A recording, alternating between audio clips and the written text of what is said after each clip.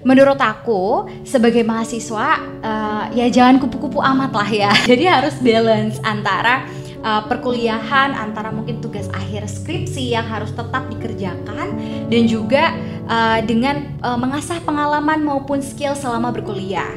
Kan sekarang kualifikasi pekerjaan itu kan udah banyak banget permintaannya lah, harus minimal punya pengalaman ini, pengalaman itu. Padahal kita sebagai fresh graduate ya kadang pengalamannya masih minim gitu ya.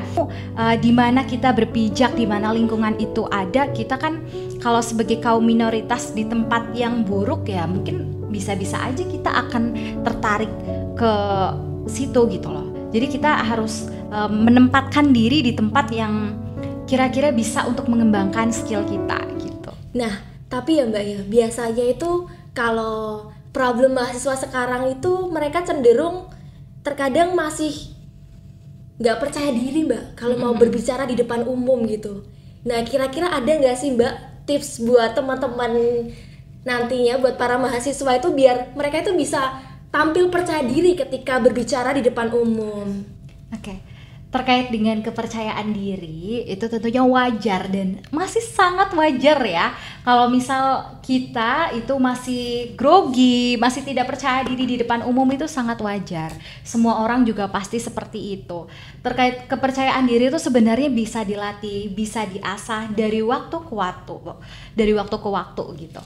Nah, semakin sering kita melatih diri kita untuk berbicara di depan umum, semakin sering jam terbang begitu ya kasarannya, itu bisa melatih secara nggak langsung, bisa melatih tingkat kepercayaan diri kita dan juga bisa melatih tingkat kemampuan public speaking kita juga begitu.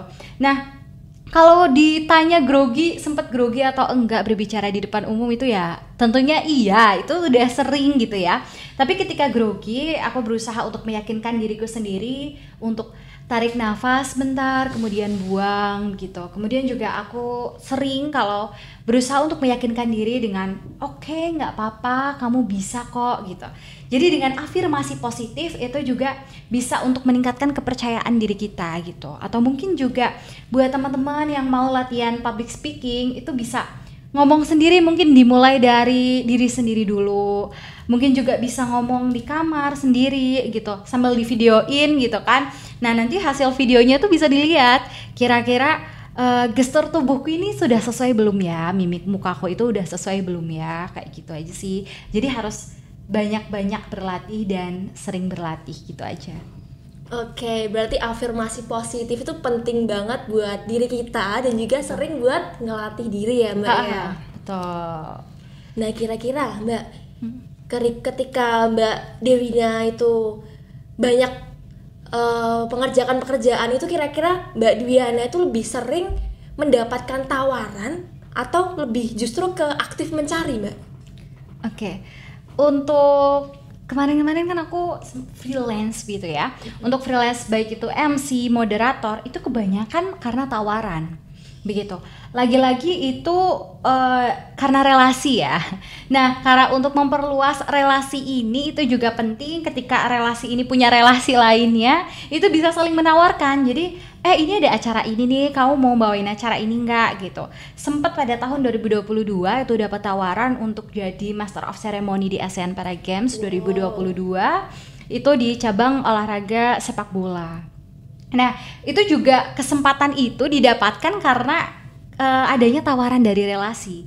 Jadi benar-benar sepenting itu untuk memperluas relasi gitu ya. Karena kan di acara ASEAN Para Games itu sebenarnya itu adalah pengalaman pertama untuk membawakan sebuah acara di ajang internasional gitu. Nah, itu sebenarnya kesempatan yang sangat besar. Itu didapatkan karena adanya perluasan relasi itu. Jadi memang kita harus benar-benar bisa lah untuk menempatkan diri kita di mana dan juga bisa untuk memperluas relasi begitu.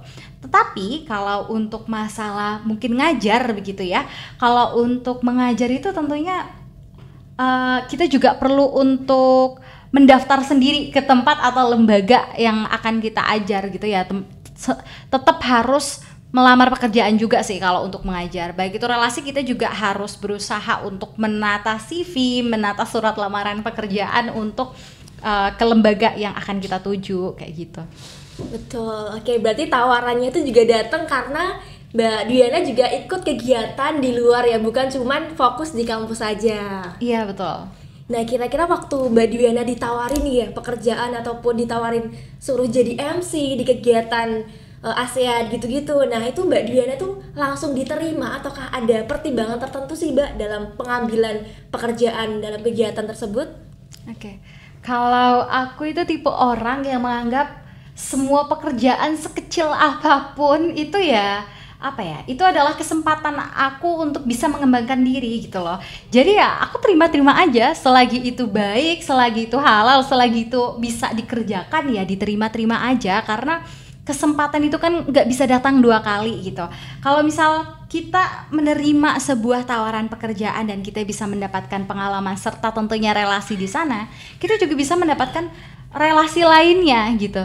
Jadi sempat aku cerita ini di ASEAN Para Games kemarin, aku dapat dari relasi, kemudian berkenalan juga nih dengan salah satu IO. Kemudian nah IO ini ternyata juga membawa aku ke pekerjaan yang kemarin juga yang aku lakuin gitu. Jadi dengan adanya hal tersebut, sekecil apapun itu pekerjaannya, selagi itu bisa dilakukan ya pasti aku terima gitu loh. Selagi itu baik juga ya tentunya. Keren banget, pasti Mbak Dwiana penawaran pekerjaannya udah banyak banget ya? Aduh, kalau banyak itu ya cukup lah. Oke, nah kira-kira Mbak, ada nggak sih tips bagaimana cara mencari pekerjaan dan mendapatkan pekerjaan yang sesuai dengan pendidikan bahasa dan sastra Indonesia buat para fresh graduate sekarang ini, Mbak? Oke, berbicara tentang pekerjaan yang sesuai dengan jurusan pendidikan bahasa dan sastra Indonesia, itu kan tentunya orang-orang yang masuk ke jurusan ini itu mayoritas itu orientasinya akan menjadi seorang pendidik ya, seorang pengajar, atau mungkin juga sebagai seorang editor, jurnalis itu juga mungkin aja. Tapi ternyata nggak sedikit dari mahasiswa pendidikan bahasa Indonesia yang ingin bekerja di luar jalur itu gitu. Sebenarnya itu sah-sah aja kan, karena itu semua pekerjaan itu kan ya baik gitu, asalkan halal dan bisa dipertanggungjawabkan gitu. Tapi kalau buat teman-teman yang mungkin mau bekerja sesuai dengan jurusan kita atau linear, itu tentunya bisa menjadi seorang pengajar begitu ya. Nah, seorang pengajar itu kan tentunya harus memiliki sebuah skill basic, itu public speaking. Dengan adanya public speaking, kita bisa menerangkan materi kepada siswa itu dengan lebih jelas, dan juga siswa juga bisa lebih mudah untuk menangkapnya begitu. Nah, dengan cara apa? Ya dengan cara mengasah public speaking itu sendiri, dengan cara terus berlatih begitu juga gitu kan. Karena kan nggak mungkin gitu ya kalau seorang guru bahasa Indonesia nantinya nggak bisa berbicara, nanti gimana gitu kan, siswanya nanti diajarnya gimana gitu. Selain itu, kalau berbicara tentang pekerjaan guru bahasa Indonesia ya, atau mungkin nanti dosen bahasa Indonesia mungkin, nah itu juga harus berlatih kepenulisan. Karena kan seperti yang kita tahu, bahasa Indonesia kan berbicara, menulis, menyimak gitu. Salah satunya menulis. Nah ya harus banyak-banyak membaca, harus banyak-banyak berlatih untuk menulis. Karena seperti yang udah dikatakan tadi, semakin banyak membaca sebenarnya kita tuh semakin merasa kita nggak sebaik itu gitu loh, masih banyak yang kita nggak ketahui gitu. Jadi kita harus banyak membaca, harus banyak menulis untuk berlatih. Dengan banyaknya bahan referensi itu bisa untuk memperkaya pemikiran kita supaya menghasilkan tulisan-tulisan yang lebih baik. Tentunya juga harus terus mengcompare dengan karya tulis lainnya gitu ya, untuk bisa tahu kira-kira standar mana nih, kualitas tulisan seperti apa yang baik, dan kita harus bagaimana gitu. Untuk bisa mengadaptasi itu kan tentunya kita harus banyak membaca dan juga berlatih kayak gitu. Oke, bener banget sih Mbak. Kuncinya harus bisa banyak membaca dan juga berlatih buat meningkatkan kemampuan dalam diri sendiri. Betul. Nah, tadi kan Mbak Dwiana tuh cerita, Mbak Dwiana tuh udah pernah nerbitin jurnal-jurnal ya, jurnal Sinta 3, Sinta 4, bahkan Scopus Mbak. Scopus kan jurnal yang bisa diibaratkan susah ya biasanya di situ.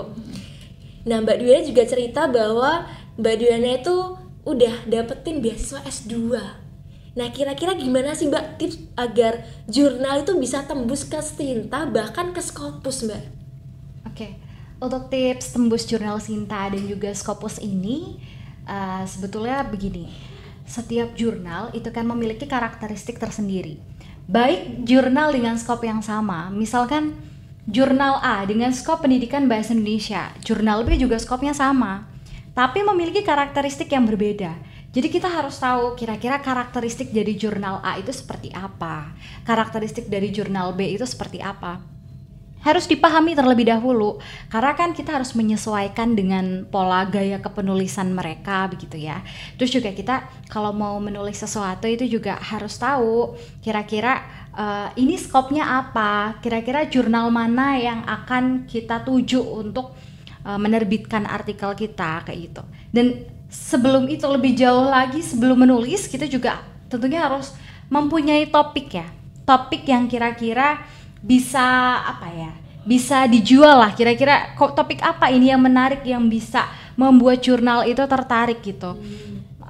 Kalau misal berbicara tentang topik penelitian begitu, itu bisa dilihat kira-kira akhir-akhir ini itu penelitian apa nih yang sedang happening gitu, itu bisa juga, karena kita harus bisa untuk mencari celah ya, untuk mencari celah kira-kira kita mau kita minatnya di mana, jurnal mana yang mau kita tuju begitu. Dan harus banyak-banyak baca juga sih, tapi untuk selama kepenulisan itu sebenarnya baru didalami selama S2. Karena kebetulan selama S2 ini banyak sekali materi dan juga tugas, itu bahkan semua mata kuliah, hampir semua mata kuliah itu tugasnya adalah membuat artikel jurnal. Dan itu setiap pertemuan. Jadi setiap minggu itu jurnalnya tugasnya adalah membuat artikel ilmiah dan diunggah ke jurnal. Itu tentunya berat banget ya. Karena dari S1 kan mungkin kita baru dapat basicnya gitu. Dan jadi caranya ya dengan tadi ya untuk memperbanyak kira-kira memperbanyak bacaan, terus juga lebih belajar tentang metode penelitian, bimbingan kayak gitu-gitu sih. Karena jujur memang itu bukan hal yang mudah gitu ya. Apalagi untuk Scopus itu kan saingan kita nggak cuma dari Indonesia, itu saingannya juga dari sekelas internasional juga itu banyak di sana, bahkan dosen-dosen juga kan mungkin banyak yang saingan kita juga bukan cuma mahasiswa mungkin begitu kan. Jadi memang harus lebih bekerja lebih keras lagi untuk itu kemauannya. Jadi kalau ada ditolak jurnal ya udah biasa. Jadi gimana kalau kita gagal ditolak, kita bangkit lagi, ya udahlah coba diperbaiki lagi kayak gitu. Kuncinya coba dulu gitu. Namanya kalau sampai sekarang pun aku juga masih belajar sih untuk itu kayak gitu. Berarti memang Mbak Dwiana tuh udah dibiasain ya dari semester 1 itu terkait dengan membuat jurnal. Jadi ya mau nggak mau Mbak Dwiana harus bisa gitu di situ. Iya, jadi memang aku sebelum masuk S2 itu punya target kalau aku pokoknya S2 mau selesai di bawah 1,5 tahun. Ya gimana pun caranya, karena kan aku tipe orang yang kalau punya punya mimpi itu harus ditargetin dulu, kira-kira timingnya kapan, harus sampai selesai kapan. Jadi begitu masuk S2 semester 1 itu udah ngajuin bimbingan sama pembimbing gitu ya, kira-kira judul yang tepat untuk tesis itu apa, judul yang tepat untuk Scopus itu apa. Jadi dicicil lah, ibaratnya tuh dicicil dulu kayak gitu, karena aku tahu itu bukan hal yang mudah. Jadi memang startnya itu mungkin harus lebih awal terlebih dahulu gitu. Jadi ya udah harus tetap coba lagi, gagal coba lagi kayak gitu-gitu. Gagal coba lagi sampai nanti ketemu ke titik keberhasilan ya Mbak ya. Iya, jadi kalau misal ya udahlah kalau gagal, kalau dibilang capek enggak ya capek, karena selama S2 kemarin bener-bener setiap hari, bahkan aku kayaknya nggak ada hari libur untuk diriku sendiri. Jarang banget. Kalau kemana-mana pasti kalau ketemu gendong tasnya isi apa? Isi laptop. Itu tuh kerjain tesis sama ngerjain Scopus. Jadi kemana-mana harus bawa ransel, bawa tote bag yang gede gitu. Nah ya alhamdulillahnya kemarin bisa nyelesain studi S2 di 1 tahun 4 bulan gitu, sesuai dengan target ya. Keren. Karena kerja keras yang udah di timing itu udah ditargetin. Jadi harus udah ada target dulu sih. Jujur sampai sini aku aja udah keren banget Mbak. Aduh, itu ya target sendiri aja sih, tapi yang lebih cepet juga mungkin lebih banyak ya. Tapi itu target, jadi masing-masing dari kita harus udah ada target, kira-kira kita targetnya apa, harus dikasih timing juga sih biar lebih spesifik. Oke, selain Scopus ya Mbak, aku lihat di CV-nya Mbak Dwiana itu Mbak Dwiana pernah menang lomba juara 2 LKTI. Nah, kira-kira bisa diceritain nggak sih Mbak prosesnya dan juga tipsnya buat adik-adik PBSI nantinya yang mau ikut mendaftar lomba LKTI juga gitu? Oke, terkait dengan lomba LKTI, tadi kan aku udah bilang kalau misal di S1 itu sebenarnya aku bisa dibilang mahasiswa kupu-kupu. Nah, semenjak masuk S2, aku ada penyesalan gitu. Kenapa dulu nggak ikut lomba ini, nggak ikut lomba itu, nggak ikut ini itu. Nah, untuk lomba LKTI ini aku menggandeng salah satu partner aku, kebetulan juga partner S1 aku. Dulu kita berdua itu waktu semenjak dari S1 itu suka banget ngehalu ibaratnya. Jadi kayak ayo kita main ke luar negeri bareng yuk, kayak gitu-gitu. Itu mah cuma celotehan ya. Sebenarnya itu kayak bercandaan antar teman aja. Tapi kebetulan partner S1 aku ini bareng juga di S2. Jadi kita masih sama, masih ngehalu juga. Nah, suatu hari itu muncul ada poster lomba International Paper Competition. Nah, nanti bisa dipresentasiin di University Malaya Malaysia. Iseng aja aku kirim ke dia gitu, terus ikut ini yuk gitu. Nah, waktu dia ya ayo aja gitu kan, iseng. Nah, kebetulan partner aku ini udah terbiasa untuk lomba karya ilmiah dan kebetulan dia juga mahasiswa berprestasi FKIP UNS. Jadi aku banyak digendong sama dia sebetulnya untuk lebih diarahkan, ini tuh bagusnya gini gitu. Akhirnya kita kolaborasi meneliti, waktu itu meneliti cerita rakyat gitu ya. Kemudian alhamdulillah kita juga bisa masuk 10 besar. Nah, di 10 besar International Paper Competition ini berkesempatan lah itu untuk ke University Malaya. Nah, waktu itu kita ngajuin pendanaan ke fakultas, alhamdulillah bisa cair begitu ya. Terus kemudian kita bisa terbang lah itu ke Malaysia. Ternyata mimpi kita yang dari dulu, dari S1 yang cuma bercandaan aja, itu ternyata bisa membawa kita ke kenyataan gitu loh. Nah, alhamdulillah di Malaysia kita bisa berhasil meraih second winner International Paper Competition. Nah, di sana bener-bener apa ya? Waktu itu aku ngerasa ini kita kok beneran sih gitu, padahal dulu kita cuma bercanda aja gitu. Nah, dari situ aku paham dan aku memahami bahwa kalau bercanda itu ya yang positif-positif aja, kalau ngomong ya yang positif-positif aja, karena secara nggak langsung apa yang kita katakan itu akan attract hal-hal yang positif kayak gitu. Law of attraction. Ya, betul. Jadi ya udahlah kalau bercandaan yang positif aja gitu. Awalnya coba-coba malah jadinya berhadiah ya Mbak ya. Iyalah, ibaratnya kayak coba-coba berhadiah aja. Oke. Nah, pastinya ya Mbak ya, selama Mbak Dwiana kuliah dan juga berkarir ini kan pasti bakalan ada tantangan yang dihadapi. Nah, bisa diceritakan gak sih Mbak kesulitan-kesulitan apa aja yang udah dilalui Mbak Dwiana selama ini? Betul sekali ya, tentunya banyak banget tantangan gitu. Selama S2 itu kan banyak banget tugas, banyak itu tugas karya ilmiah dan sebagainya lah. Apalagi ditambah harus pokoknya bisa lulus kalau udah nerbitin Scopus gitu. Nah, karena aku tipe orang yang overthinkingan, apa-apa itu terlalu dipikir, itu benar-benar mikir itu tuh semikir itu gitu loh. Dan itu ternyata berdampak ke kesehatan ya, sering asam lambung lah, jadi sakit ini itu. Jadi untuk menghadapi tantangan itu sebenarnya ini ya, kita itu harus balance antara kuliah, tapi juga harus pedulilah akan kesehatan gitu. Jangan terlalu nge-push ke ke diri kita. Ya kita tahu kita punya ambisi, kita punya mimpi, tapi juga harus kita sadari bahwa ada kesehatan yang perlu kita jaga kayak gitu. Jadi untuk menghadapi itu aku bisa belajar untuk lebih balance aja lah, jangan terlalu yang ngoyo banget kayak gitu. Jadi harus balance aja sih. Jadi harus bisa menjaga kesehatan diri juga. Jadi nggak cuma berambisi pengen ngeraih mimpi, tapi kita harus juga tahu porsi buat diri kita sendiri gitu ya. Betul. Harus tahu porsi diri kita dan ya tentunya tapi ada timingnya juga sih, biar nggak kelewatan gitu kan. Oke, berarti lebih ke terstruktur ya Mbak? Ya terstruktur, tapi ya cobalah dibuat lebih slow aja. Gitu. Nah ini ya Mbak ya, tadi kan udah bicara banyak banget ya Mbak terkait dengan prestasi yang udah diraih sama Mbak Dwiana, tips-tipsnya juga. Nah ini yang terakhir nih Mbak, ada nggak sih pesan atau saran buat adik-adik PBSI biar nantinya bisa lebih produktif dan juga sukses selama kuliah Mbak? Oke, tentunya buat adik-adik PBSI semuanya itu harus tetap semangat kuliah. Jangan kalian merasa tertinggal gitu ya, karena nggak ada kata tertinggal. Nggak ada kata tertinggal kalau kalian masih punya niat. Semuanya tuh masih bisa dikejar.